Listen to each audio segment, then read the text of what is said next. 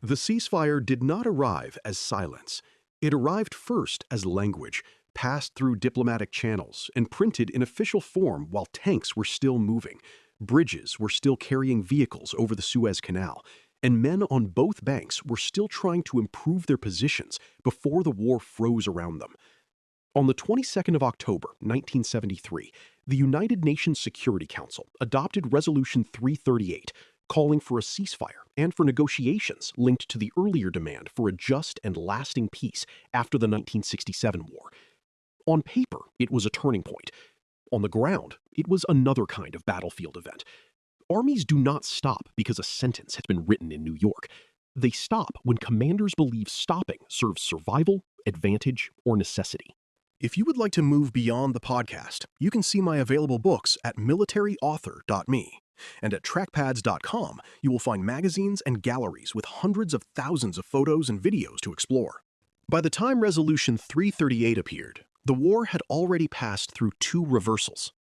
Egypt had begun with the shock of Operation Badr, crossing the canal and breaking the Bar-Lev line in a triumph of engineering, artillery, infantry, missiles, and planning. Israel had then recovered from disaster, found the gap at Deversoir, fought through the Chinese farm corridor, and crossed westward into Egypt. The battlefield no longer had one simple direction. Egyptian armies still held bridgeheads east of the canal, the political heart of Sadat's limited war. Israeli forces, meanwhile, were west of the canal, attacking the rear system that sustained those bridgeheads. A ceasefire at that moment did not merely stop violence. It threatened to decide which facts on the ground would become the starting point for diplomacy. That is why the hours around Resolution 338 were so tense. Ceasefires are often spoken of as endings, but soldiers experience them first as deadlines. If a road can be cut before the deadline, it may stay cut afterward. If a bridgehead can be widened, it may become part of the post-war bargaining position. If a trapped unit can be relieved before the guns stop, it may survive the political settlement in a stronger condition. On the west bank of the canal, Israeli commanders knew that their armor had momentum and that the Egyptian Third Army's lifelines were increasingly vulnerable. Egyptian commanders knew the same thing from the other side of the fear. The resolution created not peace at once, but a race to shape the last military minute.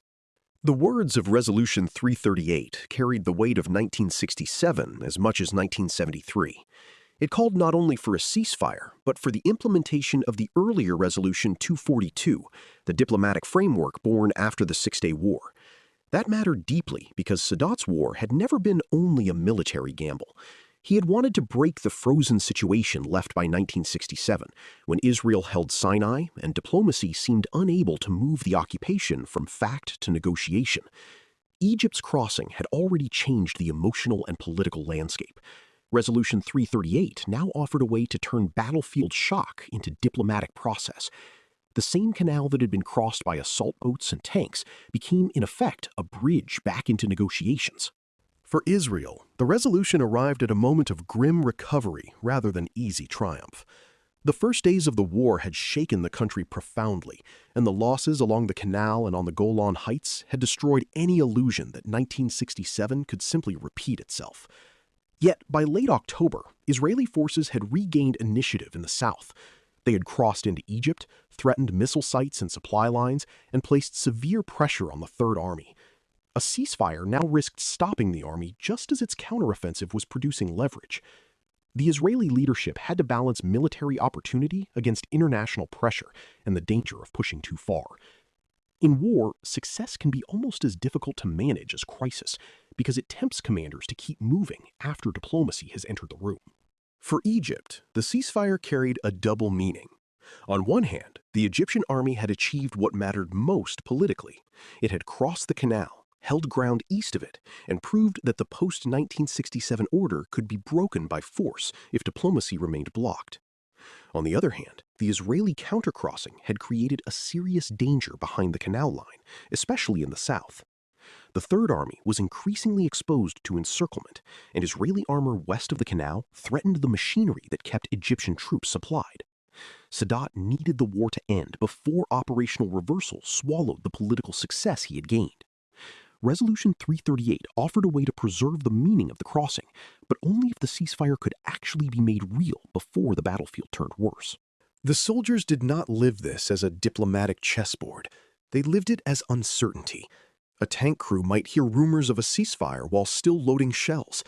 A commander might be told to halt and then see enemy movement that seemed to demand fire. An infantryman in a trench might wonder whether the next artillery barrage was the last or merely the next. In the desert, where positions were fluid and maps lagged behind reality, the line between ceasefire and combat could blur dangerously.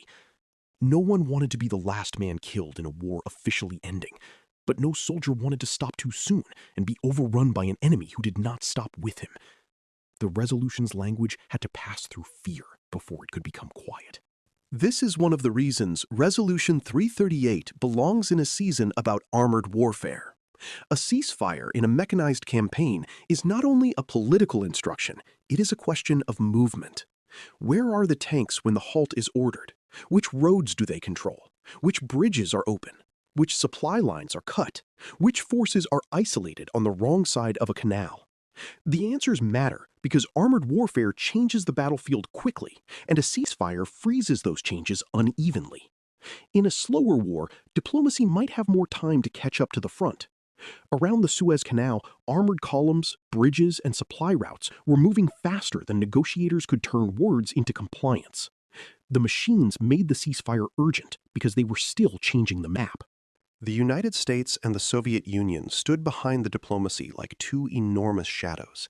This had always been more than a local war, even though Egyptian and Israeli soldiers were the ones dying beside the canal. Egypt had relied heavily on Soviet weapons and support, while Israel depended increasingly on American resupply and political backing. By late October, both superpowers had reasons to stop the fighting before escalation became harder to control. Yet each also cared about how the war ended, because the final military balance would shape influence in the Middle East. Resolution 338 therefore carried a global pressure inside its formal language. It was a ceasefire for the canal, but it was also an attempt to keep the war from widening into something far more dangerous. Still, the resolution did not instantly end the shooting. Fighting continued as both sides accused the other of violations and as commanders tried to secure advantages before the front hardened. This was not unusual. Ceasefires often pass through a violent borderland between order and obedience. Units may not receive instructions at the same time. Commanders may interpret local threats differently. Political leaders may publicly accept a halt, while privately hoping for one last improvement on the ground. Around the canal, the stakes were high enough to make every delay combustible. Israeli forces continued pressing in the south, and Egyptian forces struggled to preserve their positions and supply links. Resolution 338 had named the end of the war before the battlefield was ready to behave as if the end had arrived. The armored forces on the West Bank gave the ceasefire its sharpest edge. Israel's crossing had turned Egypt's rear into contested ground, and the southern drive towards Suez threatened to isolate the Third Army. The exact position of Israeli tanks, the roads they controlled, and the routes still available to Egyptian supply became questions of enormous diplomatic significance. A tank battalion astride the right road could be worth as much in negotiation as a speech at the United Nations. A bridge over the canal could become not only a military asset, but a bargaining tool. This is where the brutal materiality of armored warfare meets diplomacy most clearly. Negotiators speak of lines and obligations. Soldiers create those lines with engines, tracks, fuel, and fire. For Sadat, the ceasefire helped protect the central achievement of his limited war. Egypt had not destroyed Israel, and it had not liberated all of Sinai by force. But it had crossed the canal, restored the credibility of Egyptian arms, and forced the diplomatic question back onto the world's agenda. The war's military ending was painful and dangerous, especially because of the Third Army's situation, but the political door had opened. For Israel, the ceasefire preserved a remarkable operational recovery after the shock of surprise. Israeli forces had turned a desperate situation into leverage west of the canal. Yet Israel could not erase the fact that Egypt had changed the psychological and diplomatic foundation of the conflict. Resolution 338 froze a battlefield full of contradictions. That is why this episode cannot be told as a simple arrival of peace after battle. Resolution 338 was a hinge, not a curtain. It marked the beginning of the war's transformation from armored combat into diplomatic crisis. and it revealed how tightly the two were bound together. The tanks near Suez, the bridges at Deversoir, the Egyptian bridgeheads east of the canal, and the threatened Third Army all became part of the political settlement being forced into existence. The ceasefire did not make the war less serious. It made every position more serious, because what had been fluid under fire might now become fixed in negotiation. The battlefield was hardening into evidence. By the time the guns began to quiet, the Canal campaign had already taught its central lessons. Egypt had shown that careful combined arms planning could shatter a stronger enemy's assumptions. Israel had shown that a battered armored force could adapt, find a seam, cross a major obstacle, and regain operational initiative. The Chinese farm had shown the terrible cost of forcing a corridor through prepared ground. Suez City had shown that momentum could die in streets. Resolution 338 gathered all of that violence into a diplomatic frame, without resolving its meaning. The war was ending, but not neatly. The ceasefire line was not just a line between armies. It was the place where military success, political survival, superpower pressure, and human exhaustion finally met, still hot from the engines that had brought them there. You've been listening to Famous Tank Battles. These battles were never just about machines. They were about doctrine, terrain, firepower, logistics, and the hard problem of turning shock into victory. For more military history writing and books, visit militaryauthor.me.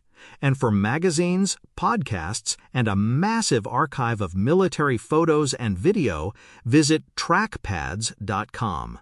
Thanks for listening.